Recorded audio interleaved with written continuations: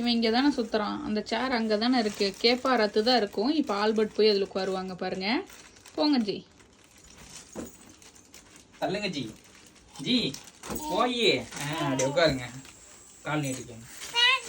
ஏன் ஏன் எங்கே போகிற? என்னது தம்பியோடதா? பரவாயில்ல, கொண்டாரு அப்பா உட்காந்துக்கிறேன். சரி தம்பியோட தான். யாரு இல்லைன்னா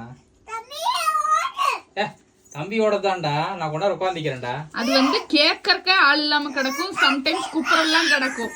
ஆனா ஒரு அவசரத்துக்கு நாங்க யாராவது அதுல உட்காந்துட்டோம்னா அதை வந்து தள்ளி விட்டுட்டு இப்ப அதுல வந்து இடம் பிடிச்சி உட்கார்ந்தாதான் என் பையனுக்கு வந்து திருப்தி ஆகும். டேய் எப்படி ராஜா பவுத்து மாதிரி உட்காந்துருக்கானா?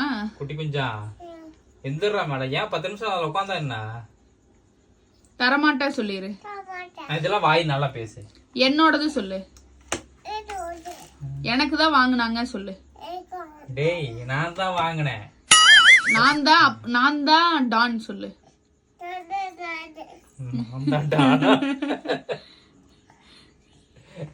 உங்க வீட்லயும் இந்த கூத்தெல்லாம் நடக்குமான்னு சொல்லுங்க. அதாவது சின்ன குழந்தைய சமாளிக்கிறத விட இந்த பெரிய குழந்தைய சமாளிக்கிறது ரொம்ப கஷ்டமான வேலை.